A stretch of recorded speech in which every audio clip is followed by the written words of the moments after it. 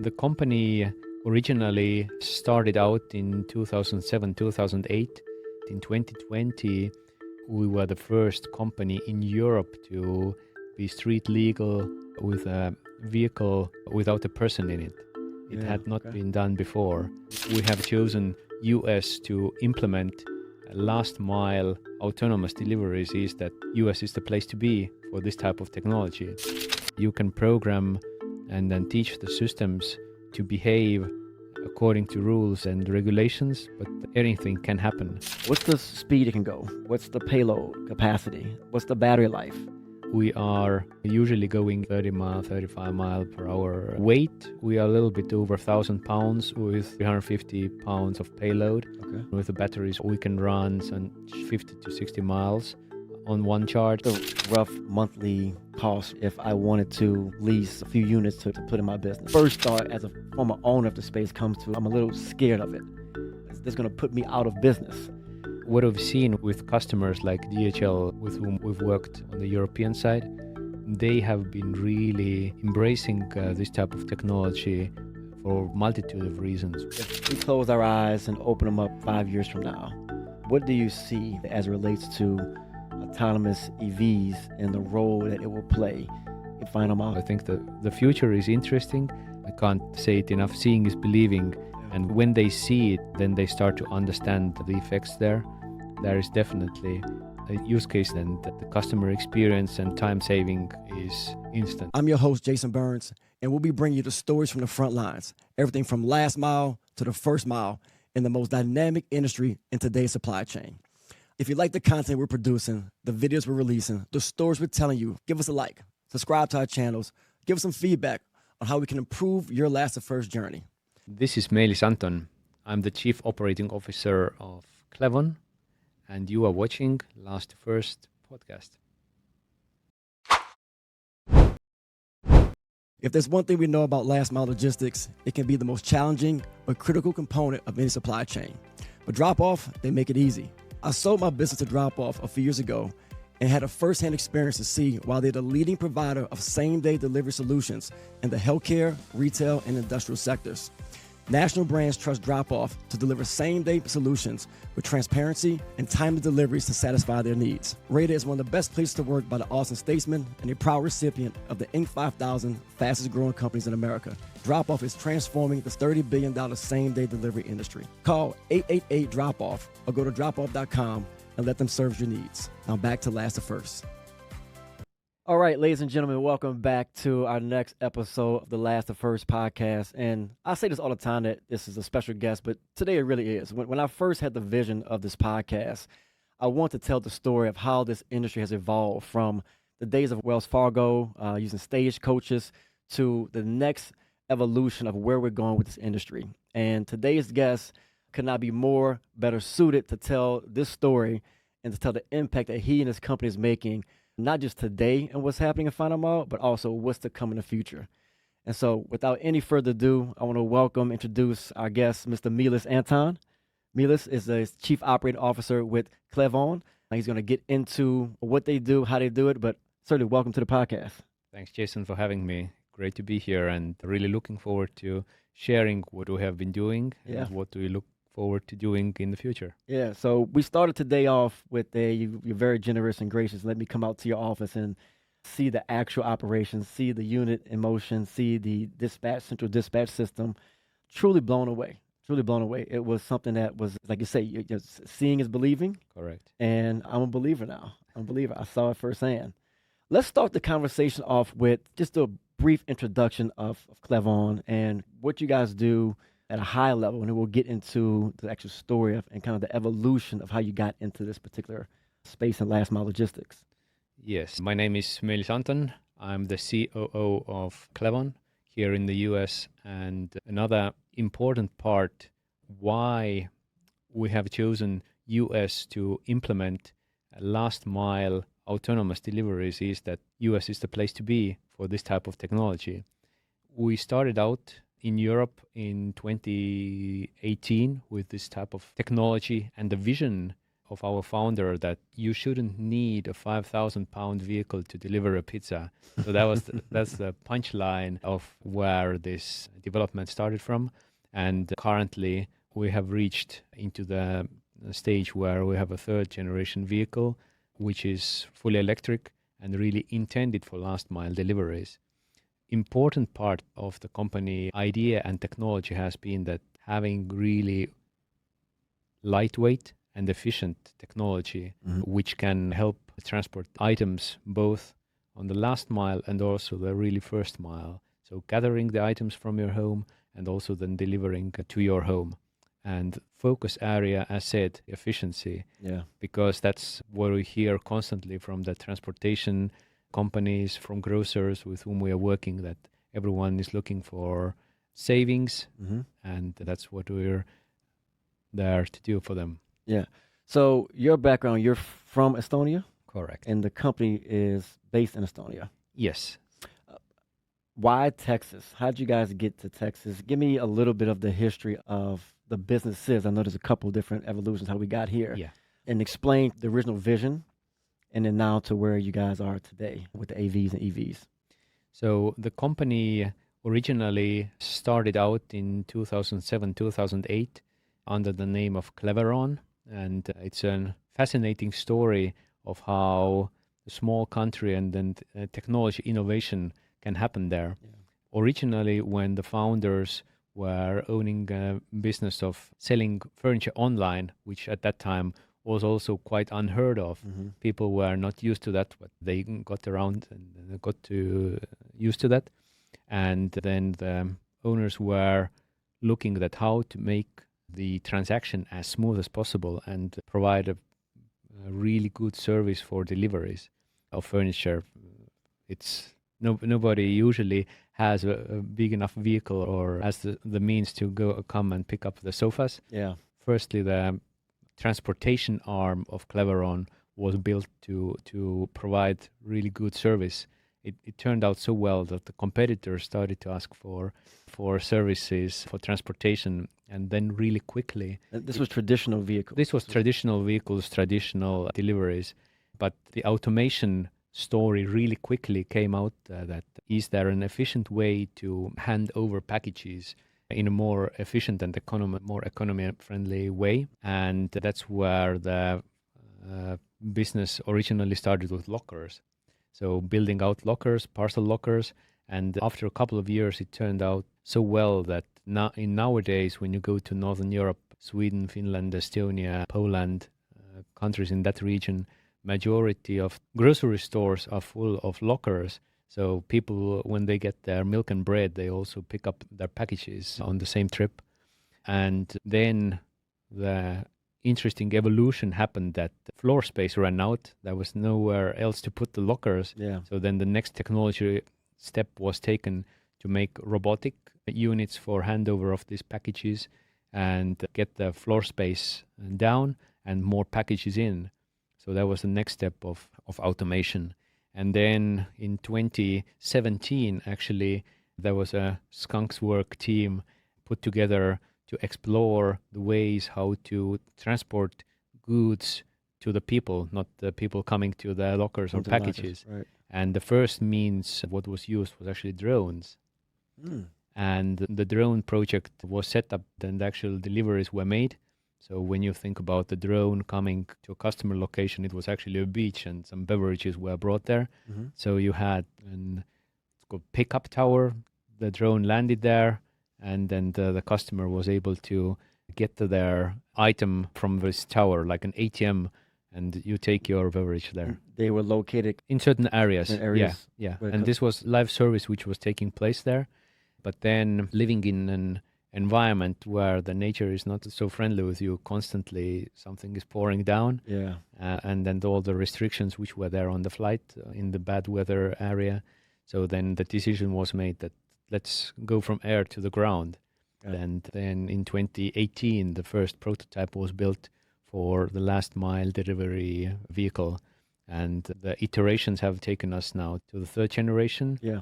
And one fun fact was that in 2020, we were the first company in Europe to be street legal with a vehicle without a person in it. It had not been done before. Unmanned vehicle. Correct. Now, before we get into where you're currently now in the States, in Europe, as I understand it, the reason that the locker kind of explosion happened is because there's a national law where you have to be home to sign off every package. Correct. So that kind of sparked the need for the locker revolution. And then you go from lockers to drones. I realized you had some challenges with the drones, with weather conditions, drones to robots. Correct. Right? And then became the leader in Europe, with the first ones to get the unmanned kind of vehicles in operation. How did that go? So and this is over a 2-3 year period, right? So the company's pivoting very fast. Mm-hmm. How did the company at that time continue pace? How did it, coming from traditional deliveries of furniture items in a vehicle to a few years later, leading the way on these unmanned robots, as we're now calling autonomous vehicles, electric vehicles, etc.? The journey really has been interesting, and in order to really focus more on the autonomous vehicle side, then we did a spin-off of Clevon in 2022, beginning of that year. Okay. And really the team who was focusing on the vehicle side, then we made it a separate company, and then just to keep the lockers and then all that technology in one company, and then make the vehicle company a separate one, which really focuses on that technology. About 10 years ago, I was sitting at an industry conference and I heard a speaker say the data will be just as important as the delivery.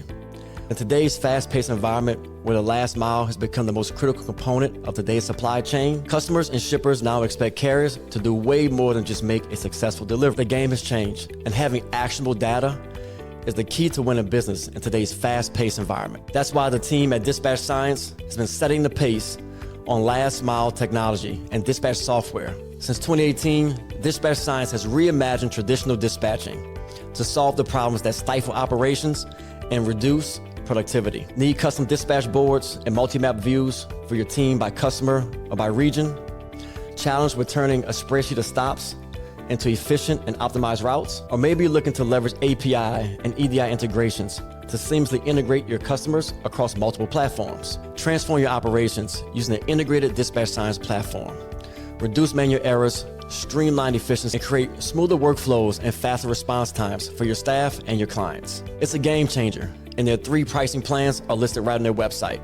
So if you're serious about taking your journey from last to first, visit www.dispatchscience.com or call 844-558-2011 and give them the discount code of L2F. That's right, L2F, and get 10% off your first month's invoice. Now back to last to first. Got it. And then then continued that we had been working in European countries, a couple of countries there with customers, and then US market came really onto the horizon. And then why we did choose Texas is that here the legal framework and the legislation is the most supportive of autonomous technology and new technologies. We were looking at alternatives and then figured out that that's a really good place to go. And then we've been really happy with the decision to start our journey in the US here in Texas. So let's dig into that, because when you start thinking about the next phase of this industry and you get to what I call the Jetsons, right? You get to this kind of, I was watching the cartoon growing up, and slowly but surely we're evolving into that space. We start thinking about the regulatory environment, right? And what the government will allow, what they won't allow, what agencies are providing or giving these regulatory guidelines. When you guys decide to come to the States, and you obviously say you picked Texas because it was a certainly friendly environment for regulatory issues. Right now, today, the vehicles are able to go on the interstate, on the streets. Where can you use the vehicles, and how does that abide into some of the regulatory guidelines that are in place today? That's a really great question, and hopefully we see George flying around real soon. But when it comes to the practical steps, then we have designed the Clevon robots really to drive on neighborhood roads and then doing the last mile. So we are usually going in the areas when it's 30 mile, 35 mile per hour speed limits. Okay. And then we don't go into the interstates. The reasons are actually a few. One is that the underlying thinking process of doing the last mile deliveries efficiently is also reducing the weight of the vehicle platform as much as possible. And then as there is no person in it, and then it's just meant for packages, then the regulations which are currently there, we are abiding to the state regulations and built out the framework based on that one. And really important part in how to get into the future state is really work with authorities. And we've been also working here in Austin, talking to the folks in all the various departments of Texas, and also providing the information to the legislators, because this type of feedback loop is really important. That when you have a certain set of rules and regulations, the people who are making the new rules and new regulations, they need to really understand what have been the effects of the framework that is in place right now. So that's why we have been really great conversations with the people at TxDOT, for example, as they are continuously talking, sharing information, and then for us it's really important to have them being part of the journey and knowing what's going on, because they are providing the feedback and then input also to the people who are making new rules and regulations. So I said that seeing is believing, but also sharing is really crucial part there, not only with the communities, but all the way up to the state regulators. Got it. Now, I want to get into some of the specs of the actual unit itself, right? Because I have a little bit of experience. I told you earlier, when I had my final mile business, we were looking at doing drones, and I almost applied for the Section 333 exemption with the FAA. And I remember reading like a 100-page document of all the different conditions that you had to abide by. And I was like, there's no way possible, right? And a lot of challenges with drones, battery life, payload, etc. The Clevon 1 vehicle, right? I've seen it now firsthand. What's the speed it can go? What's the payload capacity? What's the battery life? How does it respond in weather conditions? Like, give us a sense of how this vehicle has performed. You guys have done this in Europe. Now you're in the States. Now you've had several thousand miles of case studies. How's it held up?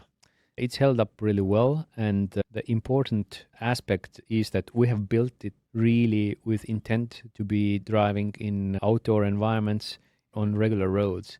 Because when you think about the automation part in warehouses, which has been going on for a long time, and a lot of technology has been developed there, but it's really intended for indoor use. So again, we started out with a purpose-built platform for outdoor use. The weight overall, we are a little bit over 1,000 pounds with some 350 pounds of payload. And we are in the current configuration with the batteries which we have on board. We can run some 50 to 60 miles on one charge, and currently we are limiting ourselves to 20 miles per hour based on the regulation and the legal framework which is here in the state. On test track we can go faster also, but on the streets we are abiding to the regulations which are there, and then which really enable us to drive anywhere in Texas, and actually some other states also, Arizona being an example, and Utah, and a handful of others. So there are other states also which have the same regulatory framework, but when you compare from the size, then there is quite a few customers to be won over in Texas. Yeah, let's get into that. I know you've been working with a handful of customers and getting some early adopters in, understanding the cost benefit of the vehicle, right? I think when I think about what the impact of this can be on the final mile, my first thought as a former owner of the space comes to, I'm a little scared of it. There's a little trepidation there because I'm like, what does this mean for my business, right? And I'm sure many of our viewers may be thinking the same thing. Is this going to put me out of business?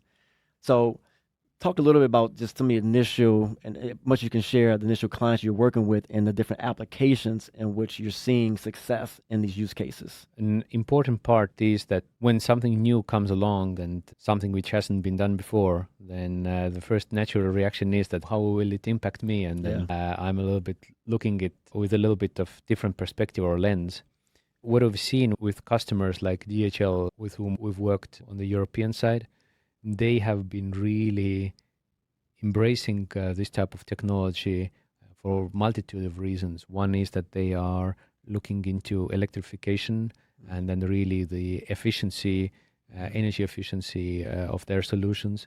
The second part is that the customer experience, that we are tying our technology really closely into the ecosystem which the customers are used to.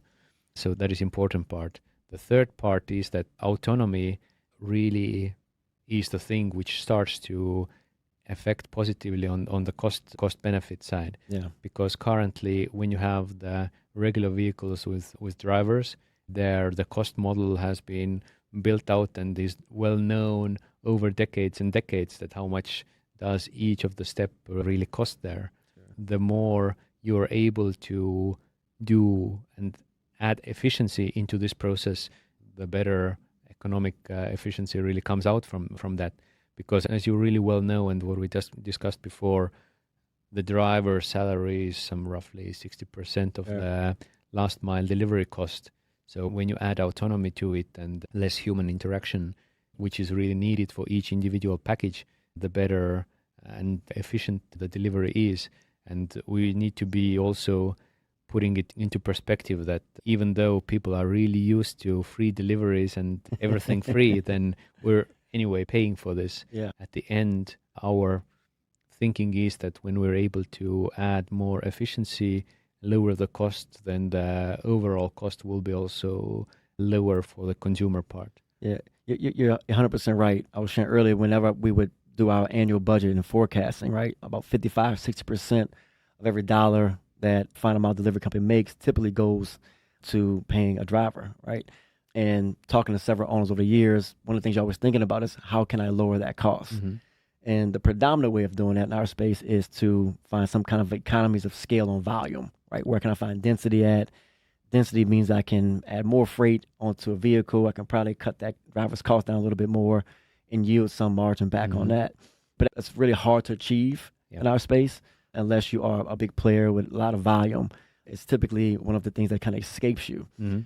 And so the autonomous part of the solution is really what fascinates me the most. And I had a chance to drive and to pilot it, so I got a little taste of it. But in this case, the vehicle, and I want you to explain, I'm going to try to give my layman's version of this, but you can walk me through the life cycle of it. So you can program the vehicle with an order. So I have an origin, a destination. I can set it. The initial package is put into the vehicle, right? So there's a human aspect that would come back to involving it. The vehicle drives itself to the destination, and then there's the recipient, or as we say in our world, the consignee, retrieves it out of the vehicle. But back in the central kind of dispatch office, where we're used to having dispatchers there, dispatching drivers and making magic happen, you guys have the ability to manually take over the vehicle, and you can maybe max do that for one person can potentially get up to 8 to 10 vehicles. And so that's where you get that yield on the labor side. Correct. So you're now not just have an EV that is going to have all the savings with using a battery and not, fuel, et cetera, but now you have the autonomous side that can still be backed with a human interaction. Talk about the thought process that went into that, and how have you seen that particular aspect play into the success you're having with some of these early adopters? So that's really multiple things here to cover. Let's start with the remote supervision, how we call it. Okay. The important part is that you can program machines to follow the rules, but real life usually throws some wrenches at us. Where various things can happen. And then that's why we have been building our solution out in such a way that there's an autonomous component, but also the ability to remotely control and supervise the robots. And the reason there is that the main important part, that's a really multifaceted question. So let's take it into pieces and cover the parts there. When it comes to autonomy, then the journey towards autonomy is really interesting one. And then it takes quite a few steps really to get into a solution which works in everyday life. The important part is there that you can program and then teach the systems to behave according to rules and regulations, but everyday life, anything can happen. And then there are situations which we've seen with some other companies also that systems get into situations which they are not able to solve right away themselves. So that's why we have built in a capability of a human interaction and then helping out or solve a problem which the AI model there inside is not able to solve with enough pace and fastness. So that's the way how we are able to keep the processes going, because when we take the packages delivery, for example, food deliveries, that continuous service is really crucial. And one of the customer cases which we are also catering is manufacturing, where 24/7 capabilities are really crucial, and the lines of the manufacturing, they can't stop. So the process needs to be continuous. That's why we have the capability to help the robots out when they get into a trickier situation. Yeah. And the journey, how we have developed the solution is that initially, starting out with the first vehicle versions, there was no regulation in place for AVs in Europe where we started out. So we did build a solution which was built out on remote operation, and then we were able to prove that it's as good as a person. We were getting all the permits and approvals, and that's why we were the first one having a driverless vehicle on the roads. And now really doing this crawl, walk, run approach, adding more and more autonomy, we see it as a really good way to both do it in a good and then efficient and secure way. Security part is, and then safety part is really crucial for the customers. And the other part is that when they really see it, the ability to cater to all various needs, not just believe that, there is a system which is able to handle everything. So the customer buy-in, the approach has been really helpful in getting the customer buy-in there. You mentioned security, and that was one of the things I was really intrigued by when we were looking at the unit earlier. So I know there's basically a keypad on the unit. Yeah. And that code, you mentioned that it can be integrated into the native app. So if you're Correct. working with a delivery company, have an app, you can pass that code along to the recipient of the package so they can walk to the code and unlock it. It's even multiple layers of it. So there's different compartments. Yeah. So if you're doing, so you can do multiple deliveries, right? So in every single compartment has its own unique code that you can unlock and retrieve that package out. And then the camera side, right? So when we think about security, right, I'm always thinking about how can someone theft or crime? How can someone do something that is not intended in the plan, but how does it mitigate against that? And then it was a stat in the office. You guys have done so many thousands of deliveries with no accidents. What technology are you using in addition to like the security aspect that helps you to stay so safe on the road where it's safer than a human behind the wheel? It's a combination of various sensors which we are using, then the human also helping the system really solve the tricky issues. And then coming back to the user experience, you are absolutely right that easy to use, easy to understand solution is the one which customers will be adopting. And all our customers have been asking their end customers that how easy it is to use and how understandable it is. And then based on these questions and answers, we've been also improving our system further, because the more you take the friction out from an interaction, the more repeat deliveries, in our case, you will be getting. And when it comes to the codes and then really having the secure access and safe environment for the customers, then this has proven itself, especially in the food deliveries, as really crucial, because then you have the chain of custody of your burger and fries, which are put in at the restaurant, and the next person that is touching them is the end consumer. Nobody can eat your fries or do something there. And we saw it over the last couple of years that it has really become a problem. That's why each of the food companies, if you order a pizza, then they have some stickers or some other things there just to mitigate as much as possible the tampering or whatever might happen there. So this chain of custody, both for packages but especially for food, has been really appreciated a lot by our customers, and they say that this is a really important factor why having this type of technology in their environment is beneficial. The other example, working in areas where a lot of items are being moved, but they are, for example, regulated, driving in a safe environment, some food items, supplying alcohol or something like that. It needs to be a really controlled environment, and then nobody else can have access to it, be it for age reasons or for other things. That's what I was going to go to. So one of the first things I thought about with the solution is if I was competing against this, if I would put my old delivery hat back on and we're going up against each other on a RF, one of the call outs I would have to the potential customer would be, well, you still have to have a human involved in the interaction on the delivery end. Mm-hmm. So think about a healthcare logistics, a hospital environment. Mm-hmm. And I'm getting to what are some of the challenges you may have faced from these early adopters, mm-hmm. and how that maybe has impacted the evolution of the process.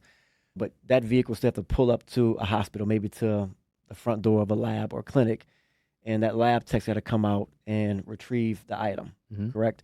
Whereas today in traditional kind of final mile delivery, the driver is getting out of the vehicle himself or herself and bringing it into the lab, and there obviously is a signature, a sign-off process, mm-hmm. to secure that chain of custody. Have you had any issues with that, with customers pushing back and saying either don't want to come outside to retrieve the item, or has anyone tampered with it, where you mentioned, like, if you're doing an alcohol delivery or something, mm-hmm. that's above 21, have you had any challenges with that, or any other challenges with early adopters that you're still working through some of those issues? When it comes to tampering, then so far, we haven't had any issues there. The important part is that the solution has a lot of cameras, 360 degrees continuously. We are having a good view of what's going on. Mm-hmm. We have the labels also on the robots indicating that this is the case. When it comes to the transportation and handover part, mm-hmm. we've seen actually coming from another direction, the customers so far have been deploying their own employees to do certain deliveries, for example. So we've seen it from the other angle, that we are saving them time. When it comes to samples delivery, for example. We have had a project with a hospital where previously the nurses themselves were taking the samples from the hospital to the lab and back. Then there we were really lowering their workload, because they had not been employing a separate transportation company for doing this delivery there. So we saw efficiencies really come up there. And when we talk about the future state, then we are really looking at how to improve even more the user experience, meaning to take the human interaction even lower. So one example being charging. So initially we started out with someone hooking up the charger, but we have already the hardware available for contactless charging. So when you think about your Roomba doing the rounds at your home, and then back to home base, and then going back to home base, so the principle is exactly the same, that the charging part will be automated. And we are having conversations with a couple of companies when it comes to technologies where we could be automating the loading or even the unloading part. So let's see.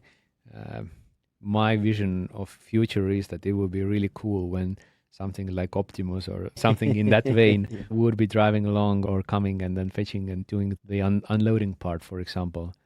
Now you also mentioned there's a multimodal solution here, right? Yes. So you mentioned some of the early origins of the company was in the drone space. I know you're working with a partner with a drone provider, a drone service provider. How does that work? So how do you leverage both the drone technology and that asset, and also the Clevon One? Mm-hmm. It's the multimodality is really interesting part. And then what we've seen is that there is no silver bullet in the transportation sector which can cover all the bases. So my belief is that there is room for various technologies based on the specific use case which they are used for. And one of the projects which we're currently working on is really a multimodal solution where the drone company is making the middle mile delivery from the central hub to a staging area, and then it's loaded onto our robot and we are taking it to the final customer. And what's interesting is that we've had similar conversations with other drone companies also, that for various reasons, in certain cases, they're not able to do the drop-off or landing or other things but we on the ground, it's much easier to do compared to flying and bringing some packages. So there's definitely interest in this space, and then in the ongoing project, we are able to show that how it works and then how it can be done in even more efficient way. Yeah. So you're stringing together both solutions to create this kind of end-to-end closed loop supply chain. Correct. Still maybe a little human interaction on a handoff today. Yeah, that's the way how to do it step by step, because when you don't do this step, you don't know really how to automate and what steps are needed there in this handover part. Yeah. And then I mentioned earlier, right, if I'm a final mile owner, I'm a little concerned about how this may play out, right? But in my estimation, this can be an incredible tool that companies can use in their fleet. What's the business model behind this, right? Is the company leasing them, selling them? Explain how you look to deploy this into the market today. And then second question, which I know I'm asking these double-sided questions. Where have you found the best applications for the use? You've mentioned a couple customers. What environments have you seen success in, and do you continue to just double down on that effort? On the business model side, let's start there. On the business model side, so far, we have been doing and utilizing transportation as a service model, meaning that we take care of your package from A to B. You give us the package or the groceries, and then we take it there. The reason for that one is that initially educating the customer, showing them how the technology works, we have seen over the years that this model works better compared to putting some cool tech in front of the customer, where maybe the focus with cool and shiny things might taper off after some time. But when they know that they are really getting the service which they have been looking for, then we have a really good base for the conversations. So that's number one thing. Let's see, down the road, we are open to other business models also, but initially, in order to get the customer comfortable with the solutions, that has been the case there. Just to go a little deeper there, transportation as a service. If I'm a prospective client, you will lease it to me, charge me like a monthly fee then I can leverage it. And do I control the unit itself, or are you controlling it? Who's actually in control of the unit? Are they deployed at is home base my office? As the central dispatch, or you call them the remote control station? Say it again. Control station. Control station. The control station. Where's the control station? Is it my team being a central control, or is it your team being central controlled? Or all the above? All options on the table? Down the road, all the options are on the table, because currently we have been taking care of everything, meaning that we have been stationing. Let's take a customer example here with Postnet. We were working in a city called Northlake here in the DFW area, and then we had the home base really next to the Postnet office, where we were going to the office. They were loading up the packages. We got the information about the customers, where we should be taking them. Then a process was set up with customer notifications. Customers knew that this is the time window when we're coming. They got the information when we start going there and when we have arrived. And same for the returns also. We were gathering the returns of the people who had scheduled it. We took it back to their office, and then we were then at night putting the robots to charge at their location, at the charging location, and the next day it continued the same way. Got it. And we were taking care of all the control and operations on our end. So the customer just needed to provide us the packages and the information of where they should be taken. And I know you're in the early stages of deploying it. What's the rough monthly cost range if I wanted to, say, I want to lease or adopt a few units to put in my business? That's a great question. And currently I would answer here to the viewers is that it's really competitive compared to when you have a regular car and the driver currently. And the effect really comes in from our side that the costs of the robot are lower compared to the regular vehicle. The human interaction through the use of autonomy is lower. It's not full FTE allocation which comes to the transportation. And the third part is that all the other overhead when it comes to maintenance, other things related to the vehicle, and also the fuel costs, all these are much more competitive compared to having a regular vehicle there. So when it comes to the specific numbers, then each case is a little bit individual, and then based on what other preparations are needed there, then give us a call and let's figure out the number. I'm gonna ask you one other way. So typically in our world, when I run my business, average compensation or settlement to a driver is roughly $1,000 a week for kind of an average driver. Cost is, it can save me money from that standpoint. So if I'm spending 50 some grand a year just on the driver, that's not including his or her vehicle costs, maintenance, insurance, and then the management oversight that goes on top of that number. Yeah. So you can net yourself out and say that may be 65, 70 grand if you look at your all-in costs. Yeah, we can save on that one. We can save on that one. Okay, there you go. Cost savings. There you go. All right. And then I was asking earlier about the different applications and environments that you have tested the unit in. I think that we've had really good variety of various use cases already during our journey. We started out with the lowest hanging fruit where people have been thinking about this, food and package deliveries. So these were the first main use cases.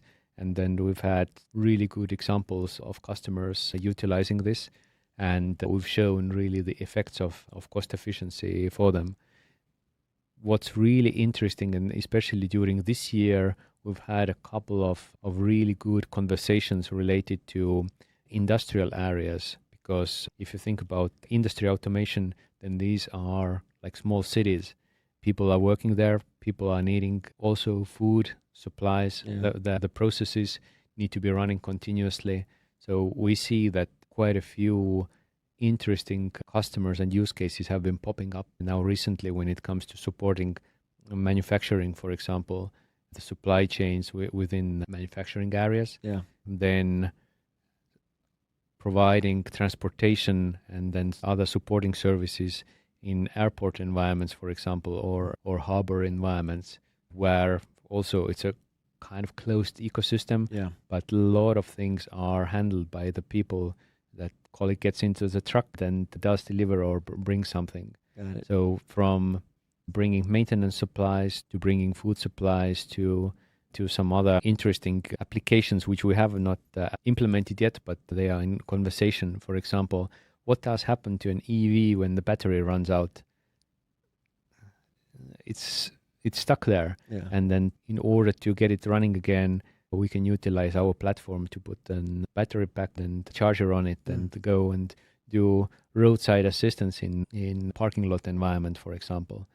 So quite easy, simple thing to do, but I think that it has quite a lot of potential, taking into consideration that there are large parking lots where cars are standing a long time. Have you? I'm sure you guys have studied kind of the market size and kind of the opportunity that you have in front of you. Obviously, the final mile, last mile space is exploding, as we've seen that happen during COVID, ripped the Band-Aid off of it, and e-commerce, there's no slowing down of that trend happening. Where do you agree with that kind of continued growth, and then what impact do you think that this can have on not just the growth, but also the efficiency side of it, right? Because one of the things that you opened up about was the environmental impact of this, right? The labor impact of this. Beyond just the solution itself, what's the broader vision that you have for the business and what it can do in this particular space and segment? Another important part to stress is that the question related to labor, always the question that, are you going to take taking the drivers away? Taking the driver jobs away.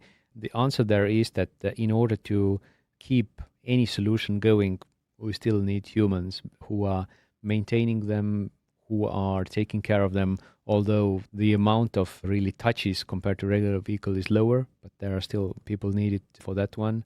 Then the cool part is that in the background, quite a few things are happening.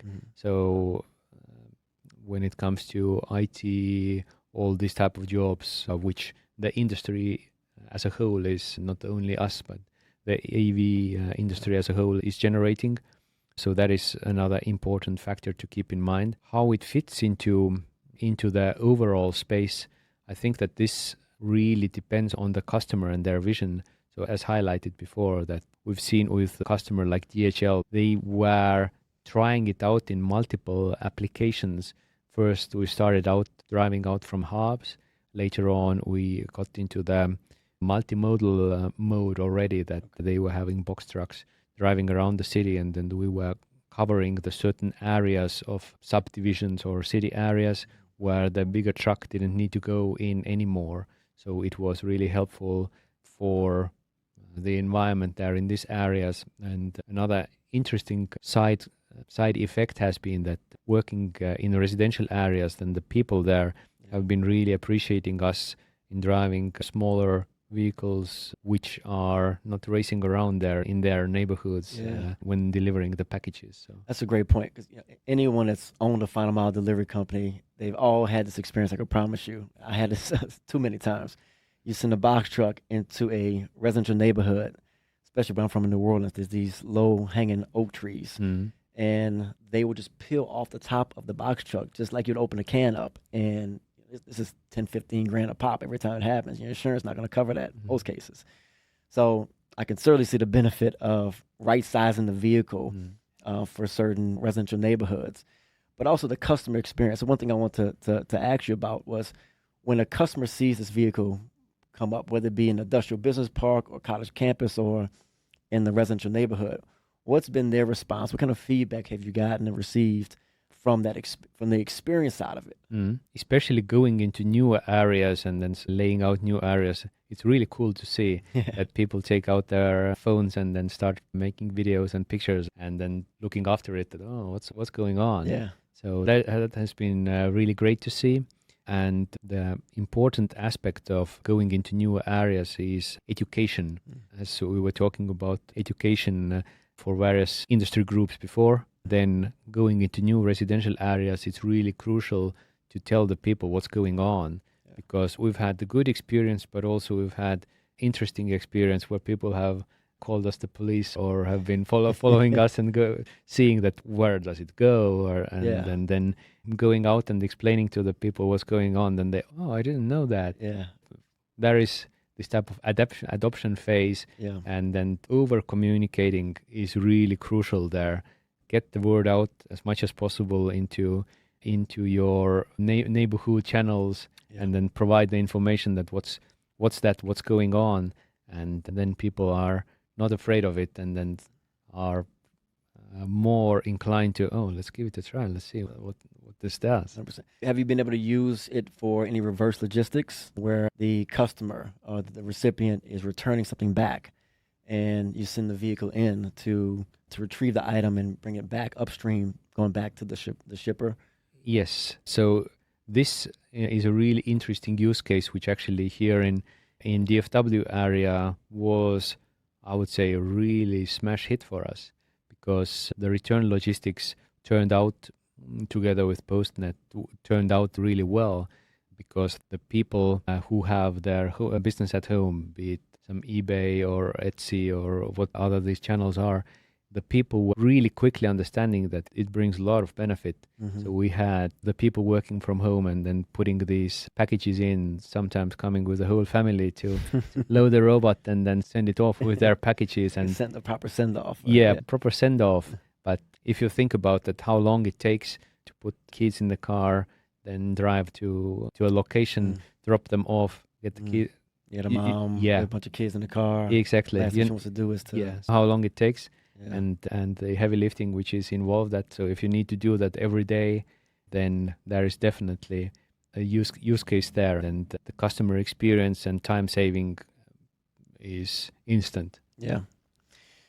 Going back to, I'm going to put you on the spot for a second here. If assume you're selling me, I'm a final mile owner, and I'm interested in a solution, interested in potentially trying to adopt it, but I'm concerned about how it impacts my customers, how it impacts my drivers who I've been having a relationship with for many years. And I'm concerned about just the viability of the solution, right? Where can I use it at? Can I get the best bang for my buck? Sell me on why I should look at this as a viable solution to put into my business that can help to not just be a good customers and good extensions of service, but also from an economic standpoint, how can it benefit my organization? I think the conversation which we then need to have is we start opening up the cards a little bit, that what are currently your goals of improvements. So let's see that where you currently see that you could improve on, be it the efficiency, utilization, or maybe having certain areas where you could need some additional help, be it additional drivers or some peaks which you're needing to put more effort or money in compared to the other areas. So I think that these type of peak spaces are one thing where we could come in and see that instead of you needing to hire new people or buy or release a new box truck, that this technology comes in and helps you in these really peak areas. So this is one point. The second point is that also explaining to your people really nicely what it is, what it really is, then together with explaining, come out and then showcase the technology to them. Because I can't say it enough, seeing is believing. Yeah. And when they see it, then they start to understand the effects there. The third part is when it comes to customer experience, then definitely there are opportunities to do that. And then maybe find out that if you're having the returns component also to your case, then how to do it more efficiently and then in a neater way. Yeah. No, I love it. I think that it's, you said earlier, like the fear of the unknown. That's typically how things start off. But over time, there's adoption. And I think as long as you can prove the results of it, right? If there's a legitimate ROI there. Yeah. And then I believe that we're going to see these used more and more in the final mile space in the coming years. We're going to get towards the end of the interview here. One of the things I like to ask is the personal side of all these stories, right? So we've talked a lot about the business side of it and what the cool things you're doing and how you're helping to advance this industry from last to now first in today's supply chain. For you personally, you've moved from Estonia to the States. You've been in a few different businesses and now working in this fascinating company. What has been your kind of personal last to first moment, and how have you, whether it's business related or personal related, how has that played into success that you've had to date? Really crucial part is networking. Yeah. And then especially coming from another country here, initially when you just land here and then see, oh, I'm here, let's start doing something, then starting to build out a network is the number one thing which has been crucial in order to have the conversations going. The other important part as moving to Texas was learning about the culture, and then really one of the first things which our family understood was that it's really welcoming.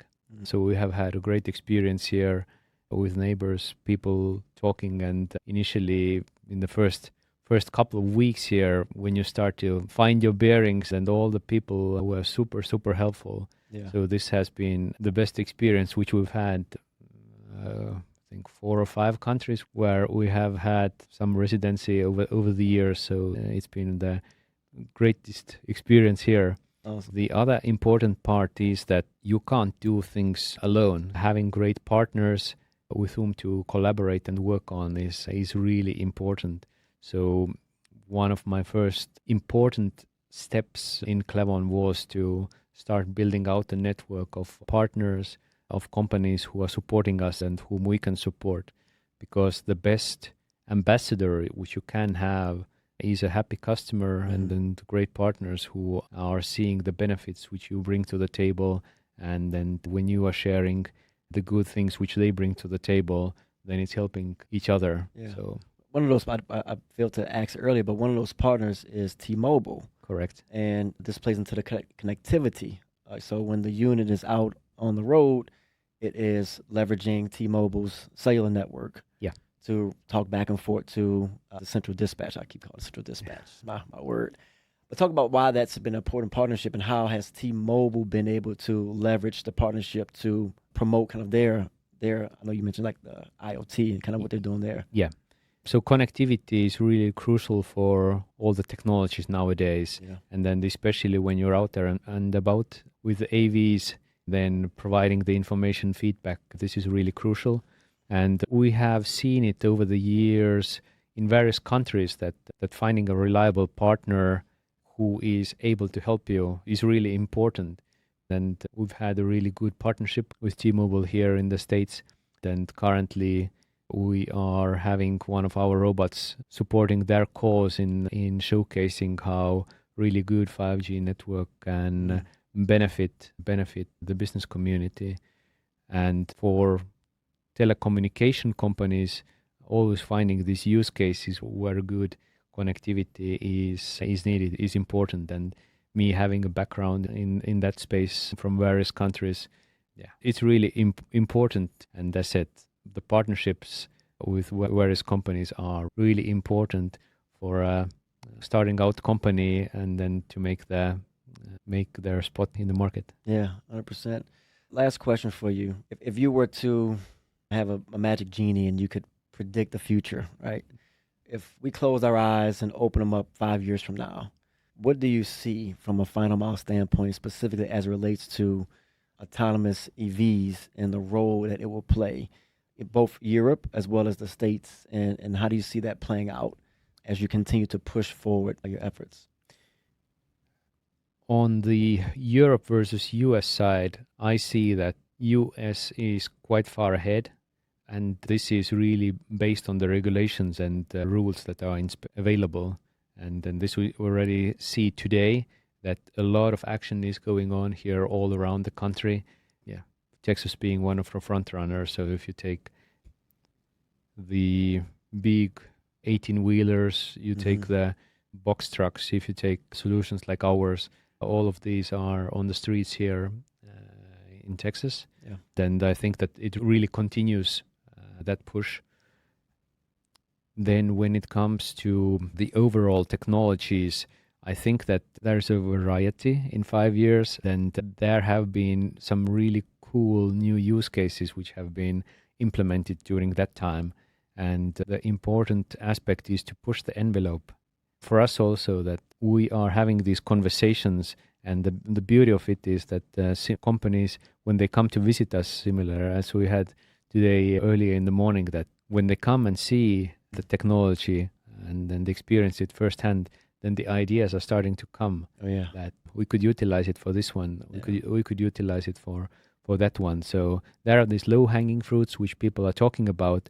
But if we think 5 years back and some of the technologies which are available today, we're not able to think about this. So I think the future is interesting, and a lot of new use cases have been implemented where maybe people have had a thought, but they haven't had the tools to utilize. Technology will help them make these use cases a reality. I can say this. I mentioned in the beginning, this industry started on the backs of Wells Fargo using stagecoaches to move gold from the West Coast back east. And we're a long way away from a horse and carriage. But I want to thank you for joining the podcast. Thank you for the tour of the facility this morning. I'll put some B-roll film in there so people can get a taste of that seeing is believing. But just truly, I'm just so fascinated by the role that your company, other companies are playing into moving this industry forward. I think that it's a tremendous upside. And I think that tool you mentioned is going to be one that's going to be certainly leveraged and is going to benefit all the players involved in space. So, Meelis, thanks for joining the podcast. It's been a pleasure to talk to you today. Thank you, Jason, for having me. And then it's been a pleasure to be a part of it. Awesome. Thank you. Appreciate it.